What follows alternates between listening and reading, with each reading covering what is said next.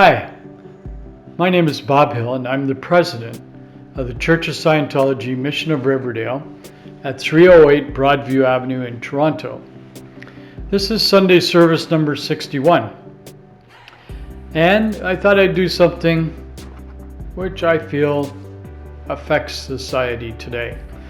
The topic of today's sermon is how to create peace on earth. That's an interesting one, isn't it? Did you know that peace on earth starts with you and your attitude toward yourself and others? Our sermon is based on the book, A New Slant on Life, written by L. Ron Hubbard. Now I'm going to clear up a couple of words before I get into the sermon. The first word is conscience. Conscience is defined as a sense or understanding of what is right and wrong, ideas within a person that steer them away from doing something wrong and towards doing right actions. Got it? Good.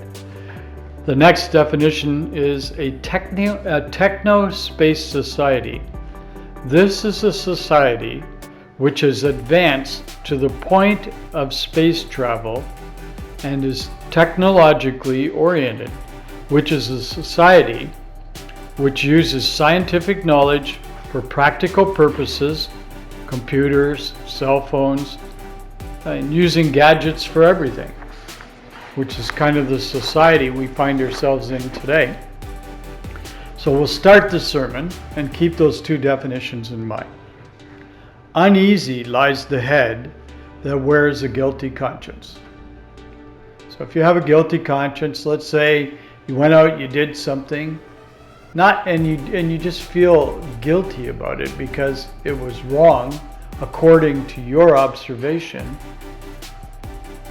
Well, you get kind of queasy and you feel kind of strange. And it will lie no more easily by seeking to protect misdeeds by pleas of freedom means that you must never look at me. So the guy that's running around screaming that he has his rights and his freedoms after he's done something wrong, you can take, let's say you go down the street and you start throwing bricks through windows and saying, you can't do anything to me because of blah blah. This is incorrect. That is not freedom. The right of a person to survive is directly related to his honesty. Now think of that. It's the right of the person to survive. That's directly related to his honesty. Freedom for man does not mean freedom to injure man. Freedom of speech does not mean freedom to harm by lies. We've got quite a bit of that going around. People say, well, there's freedom of speech, so they can say whatever they want, and you can create all these crazy conspiracies and so on. They're all based on lies. Is that really freedom of speech, or should we consider that freedom of speech? Man cannot be free while there are those amongst him who are slaves to their own terrors. So how does that fit into this whole thing? Well, if you have to lie to create a reality, when you're lying about something to try and cover something up, and you try to create a reality with that lie, you're not really free because you have to keep pushing and pushing and pushing that lie to remain what you consider to be free. The mission of a techno-space society is to subordinate. That means make smaller or make subservient to. So the mission of a techno-society is to subordinate the individual and control him by economical and political duress. Sound familiar? Do you see any of that today? Do you? Maybe a little bit, maybe a lot. So the mission of a techno-space society is to subordinate the individual and control him by economic and political duress. The only casualty in a machine age is the individual and his freedom. To preserve then that freedom, one must not permit men to hide their evil intentions under the protection of that freedom. So if you have guys doing things, go out, commit a crime, get away with it because they say, well, I have the freedom to, the freedom to speak freely, so I can speak hatred. I can stir people up. So they do that and cause trouble, and they do it under the guise of freedom of speech, for example. Now, I enjoy freedom of speech, by the way, but I don't use the freedom of speech to tell harmful lies. So, to preserve that freedom, one must not permit men to hide their evil intentions under the protection of that freedom. To be free, a man must be honest with himself and with his fellows.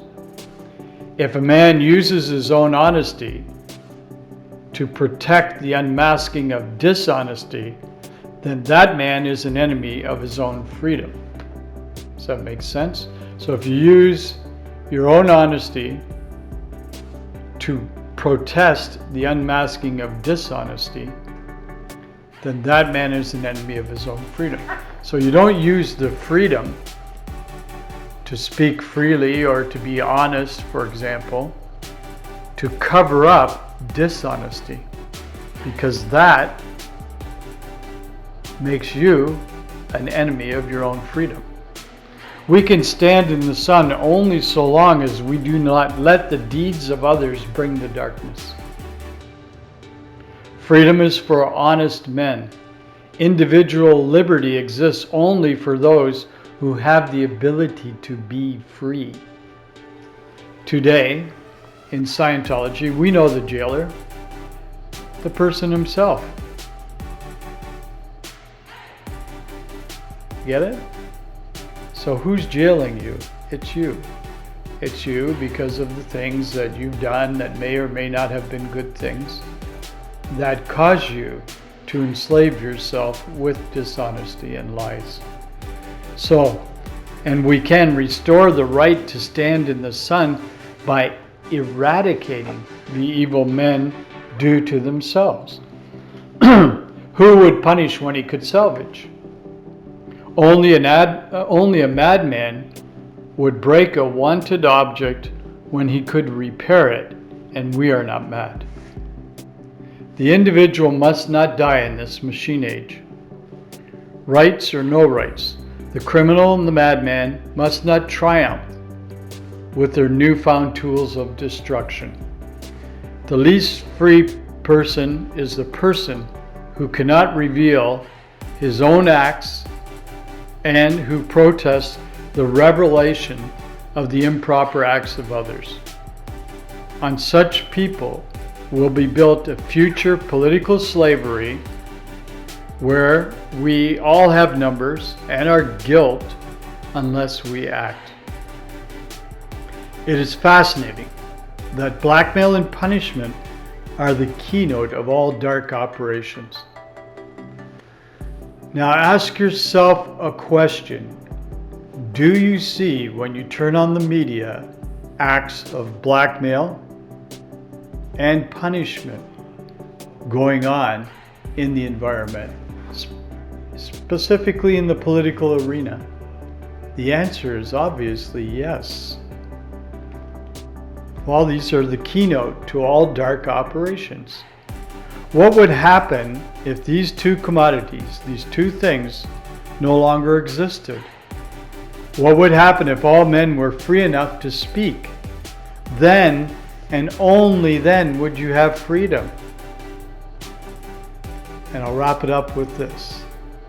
On the day when we can fully trust each other, there will be peace on earth. Thank you. That's today's sermon. I hope to see you next Sunday. I hope you apply these simple things. Try and be more honest in your life. Try and be more truthful. Don't be afraid to speak out if you see something that's not right. Practice that and see what happens. Or take this data, go out and look at some things as they are, not as they appear to be or are said to be, but actually observe them and look for the truth that exists here. Thank you and have a great day.